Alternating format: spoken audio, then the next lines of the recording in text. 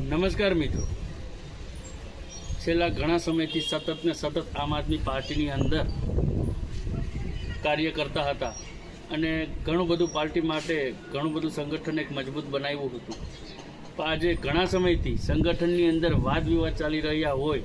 અને નાના મોટા કાર્યકરોની અવગણના કરવાનું પ્રવૃત્તિઓ વધતી જતી હોય, જેના કારણે આજરોજ આમ આદમી પાર્ટીના તમામ હોદ્દા ઉપરથી હું રોહિત વડુકર રાજીનામું આપી રહ્યો છું. અને આમ આદમી પાર્ટી દ્વારા જેમ કે પ્રદેશની અંદર પણ રાજુભાઈ કરપડા જે એટલો જેલવાસ ભોગવી રહ્યા હોય અને આ પાર્ટી માટે એક મજબૂતાઈથી લડતા હોય અને પાર્ટીને ઘણું બધું આપ્યું હોય અને તેને પણ પ્રદેશમાંથી જો ખોટી રીતના હેરાન કરવામાં આવતા હોય ને છેલ્લી તકે એમને રાજીનામું પણ દઈ દેવું પડતું હોય, તો અમે તો સામાન્ય કાર્યકર છીએ અને અમારા સામાન્ય કાર્યકરો ઉપર પણ સંગઠનની અંદર ખોટી રીતના અવગણના કરવામાં આવે, ખોટી રીતના હેરાન કરવામાં આવે અને નાના મોટા વ્યવસાય લઈને બેઠા હોય અને વ્યવસાયનો પણ સ્વમાનની વાત હોય, વ્યવસાયની વાત હોય, જળવાતી ન હોય.